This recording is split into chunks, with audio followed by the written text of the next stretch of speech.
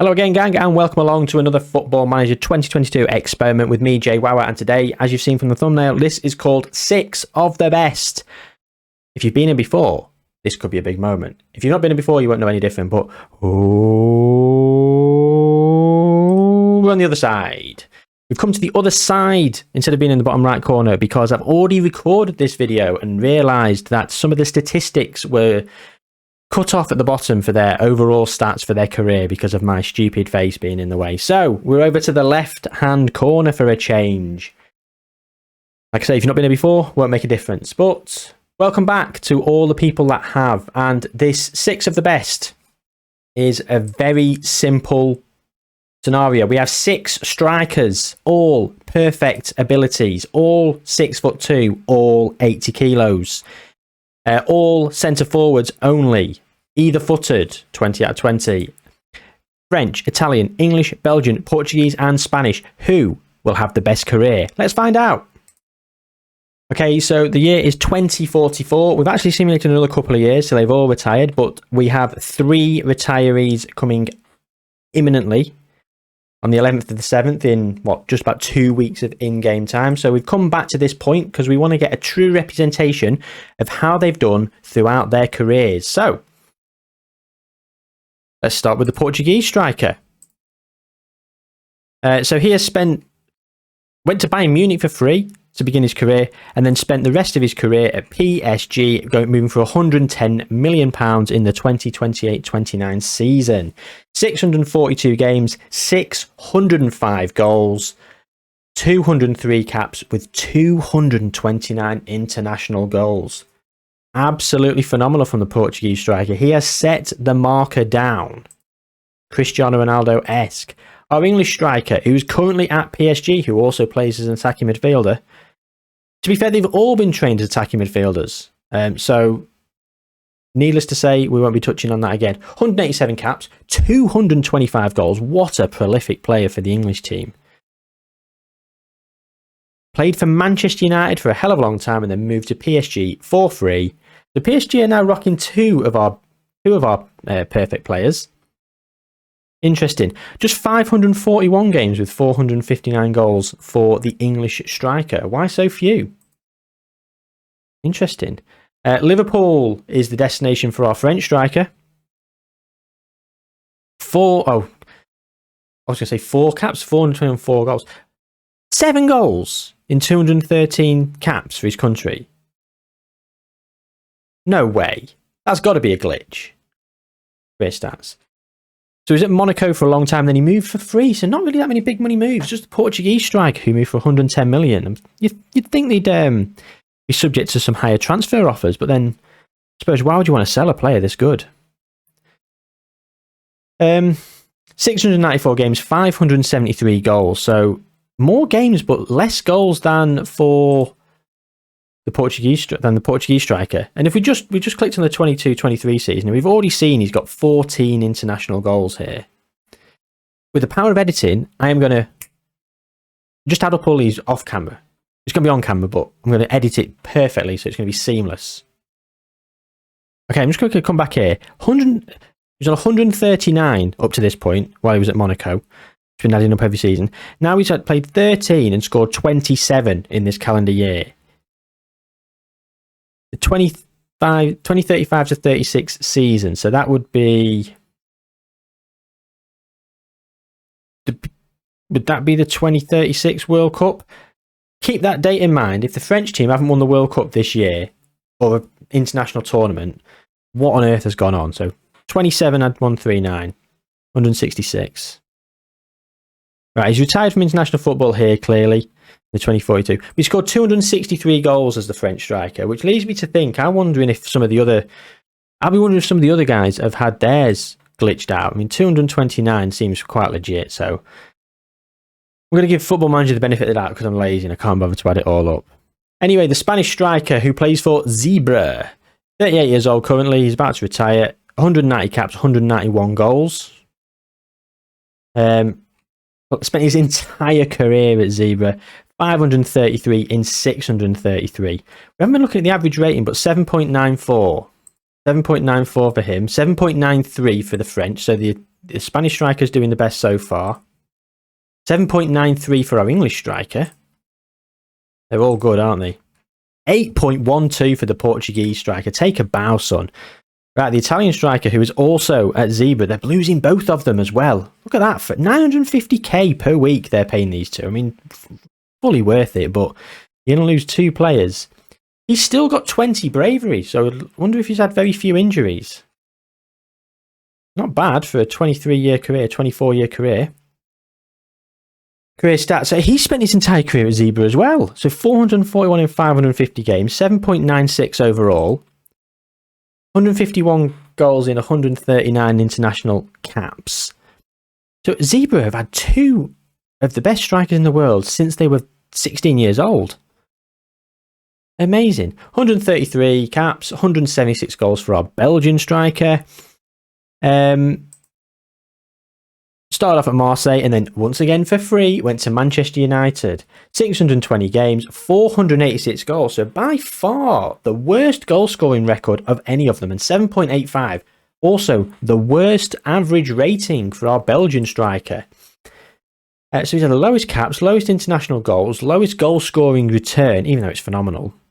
For the all-time career goals, we have got a winner, the Portuguese striker at the top, and our English striker is actually at the bottom with 530, but he's played 200 games less than, okay, not quite 200 less than the Italian striker, but why has our English striker played so few games? He must have had a couple of bad injuries. He must have had a few bad injuries. The most he's been out is 2 months, 3 times. Not even close together. I suppose the English striker probably was... He was at Manchester United. Oh, we had... Yeah, Manchester United had the Belgian striker as well. So the English striker and Belgian striker were battling against each other for a place in the United team until he went to PSG. So, the question next on everyone's lips is that... Well, I don't know what it is, but what we're going to do is we're going to go and look at the World Cup. Past winners. So we have had Argentina have won it most recently, but there has been no. Most of the guys would have retired from international football. So Spain twice, France twice, and Portugal once since the game started. Portugal have come runner-up twice. France have come runner-up once. Belgium come runner-up. So sorry, France run-up twice. Portugal run-up twice. Belgium runner-up twice. So Belgium have come runner-up. Sorry, runner-up has been one of the teams, one of the nations every single time. The only time one of our nations hasn't won it is Argentina, which is most recently. Most of them probably retired. 3rd place, again, Belgium twice. England 3 times. France once, Portugal once. So I'd say, from my perspective, the most successful team here has been France. France 2 wins, Spain 2 wins. So they're drawing there. In terms of runner-up, France twice, Spain 0. 3rd place, France once. Hands down. France, take yourself a bow. You have been the most successful nation. And the 2035-36 season, when our guy scored all those goals, probably a Euros. So, let's have a look. European Championships.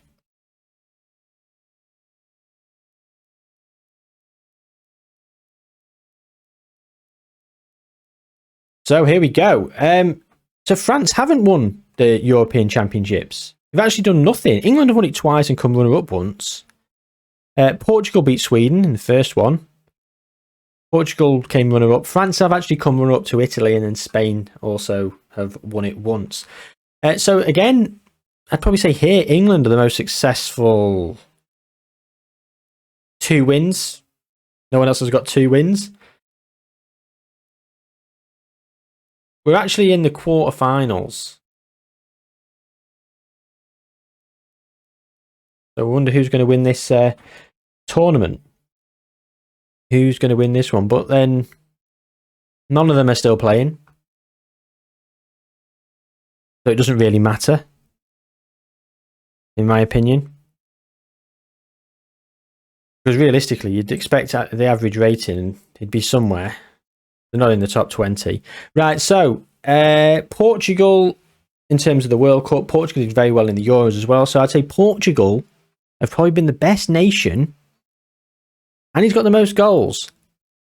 So, as it stands, the reincarnation of Cristiano Ronaldo is probably winning everything at the moment. So, world, is it the Golden Ball? Okay, so no award given. That was COVID, was it? Kevin De Bruyne. Was this the right one? I don't know.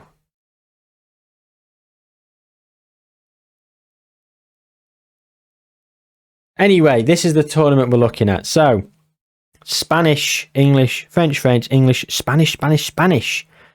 Wow, the Portuguese one's not won it at all. Italian, Spanish, the Spanish guy. Spanish, oh, here we go, Portugal. Oh, 3 in a row. French, another 3 in a row for the Portuguese. English and Portuguese. Okay. Let's do some maths. Right, firstly, English, we'll go 1, 2, 3. 3-time Ballon d'Or winner for the Englishman. Spanish, 1, 2, 3, 4, 5, 6, 7. 7. French, 1, 2,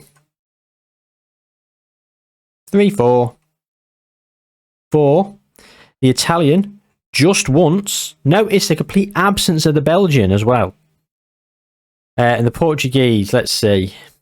We didn't win it till here, but then 1, 2, 3, 4, 5, 6, 7. So we have a tie. The Spanish and the Portuguese are on 7 apiece. 1, 2, 3, 4, 5, 6, 7. Yes. 7 apiece on golden balls. And considering that the Portuguese national team were better and he scored more goals, I'd say the Portuguese player will edge it. I'll tell you what, let's have a look at under 21 football of the year. Spanish, Italian, English, French, French, English. The Spanish won it once, but the Portuguese player did not. Very interesting. Very interesting indeed. Look at the World Player of the Year. See if we can separate the Portuguese and Spanish player, even though the Portuguese player has had a better impact internationally and on a club level. Right. Spanish, 1, 2, 3, 4, 5, 6, 7. 7. English, 1, 2, 3. 1, 2, 3. The French, Italian 1, and then Portuguese 1, 2, 3, 4, 5, 6, 7. Yeah, so a draw again. Premier League is the best league in the world still. Serie A, Bundesliga, Liga, and Spanish. Spanish is 5th. Interesting.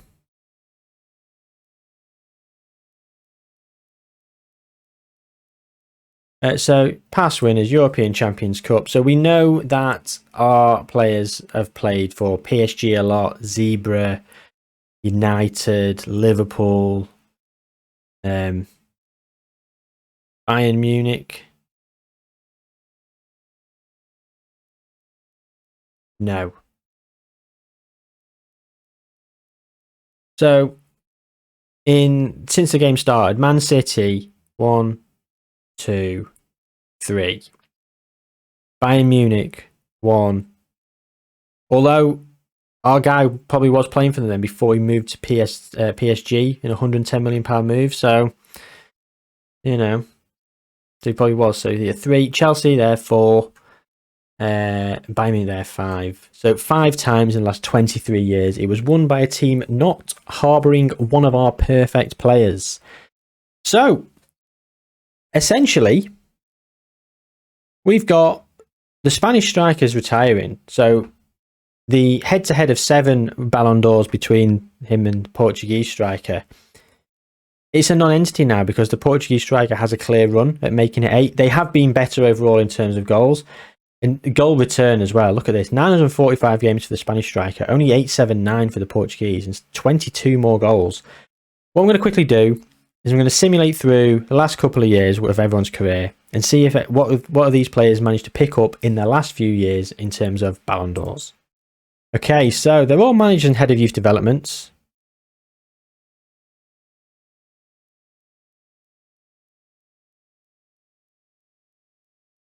Yeah, the international caps have stayed the same. Still 7 for the French player. That's annoyed me.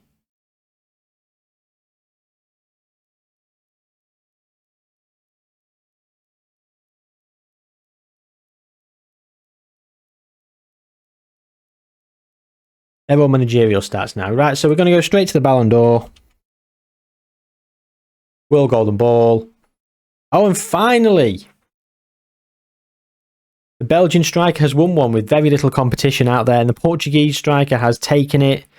So yeah, Portugal 1, 2, 3, 4, 5, 6, 7, 8. So the Portuguese striker has taken the title. Unopposed in the last few years, the Belgian striker swooped in with his first to equal the Italian, but I think it's safe to say the Belgian striker was hands down the worst. Not that he's a bad player, but hands down the worst. The Portuguese striker, hands down the best. Look at this, 47 appearances, 49 goals, 8.12. 8.13 overall through his career. And look, it's 8.38 in the league here. 8.46.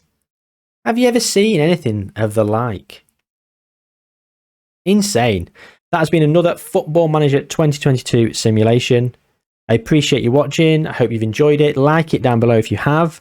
Subscribe to the channel. Plenty more coming in the coming days. If you've got any ideas or things that you want to see, leave a comment down below. Take care. I'll see you soon.